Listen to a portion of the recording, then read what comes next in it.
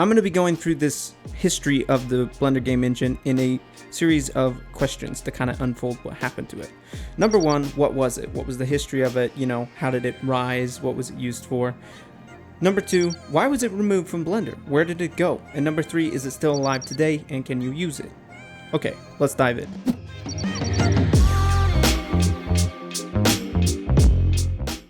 So Blender was born in the 90s, or 1992 to be exact.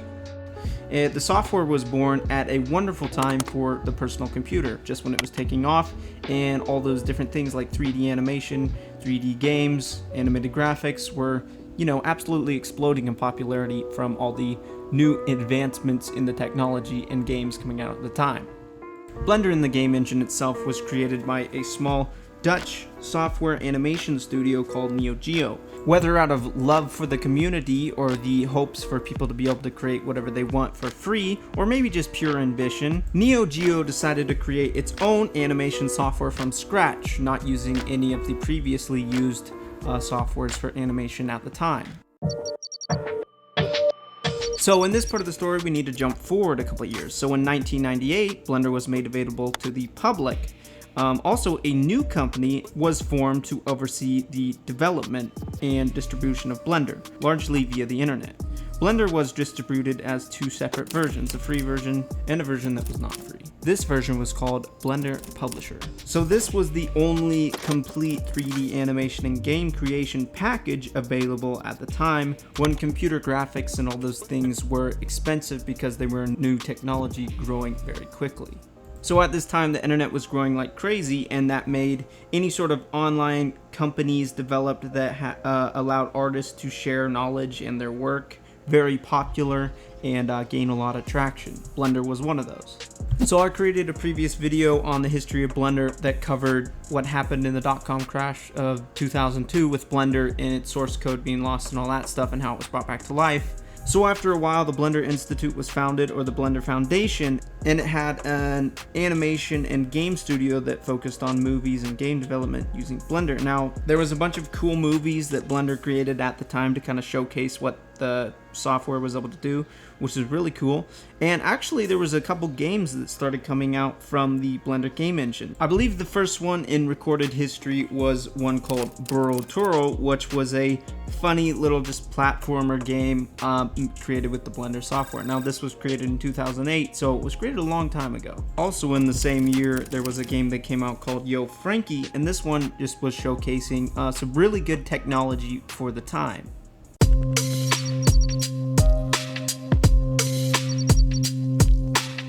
Let's go a little bit deeper into the Blender game engine, because that's mostly what I want to focus on in this video, as you probably know. So the Blender game engine itself was pretty basic, pretty straightforward, quite similar to a lot of the other game engines at the time. However, I think the Blender game engine at the time was really revolutionary because it was a free open source package that allowed, anybody to do this for free. So that was really cool. So then why in 2018 was it removed from Blender?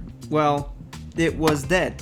Why was it dead? How did it die? So to properly understand this, we need to understand how Blender, stays afloat and is funded while still being free.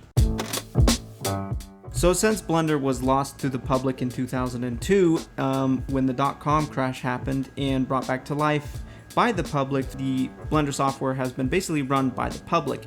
And so public members will be the ones developing and helping develop different parts of the software. So if there's any part of the software that the public doesn't really work on, it's not going to advance. And that's really what happened with the Blender game engine. Just, it wasn't getting a lot of development. Also, it seemed like the Blender Foundation itself didn't really want to go in a strong game development direction with Blender for its future. And they kind of wanted to focus on it being more of an animation film creation type studio software or whatever. So yeah, there's some talk about, Blender's game developers not actually being able to implement their code into the Blender game software because the Blender Foundation didn't really want to go in that direction, but I don't know about that or not. This though did result again in the removal of the game engine from Blender in 2018, which seemed like a little bit of a divisive decision. There was a lot of people that said they wouldn't use Blender anymore because the game engine was removed, and other people that were completely impartial and never really used the game engine in the first place.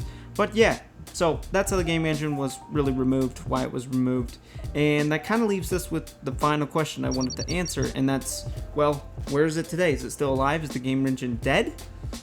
Okay, let's go into that story.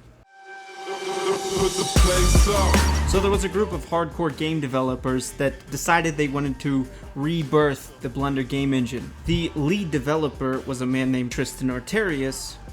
So these developers go on a mission to create an independent branch of Blender, which is a game engine, and yeah, they had to go in and clean up a bunch of the different source code and whatever other things they had to do to make a really nice software. Yeah, and so the name of this special ops team and mission was called Uchronia Project Blender Game Engine.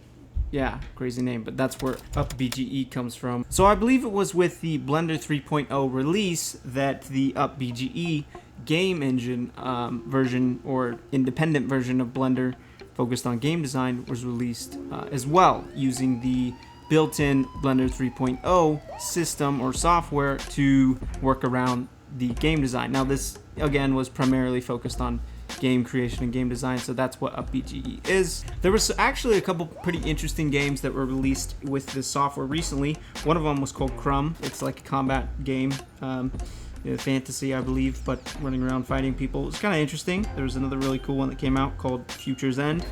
This one was pretty nice too. So these are using the Blender game engine. You can see they're pretty decent looking, so yeah, it's useful.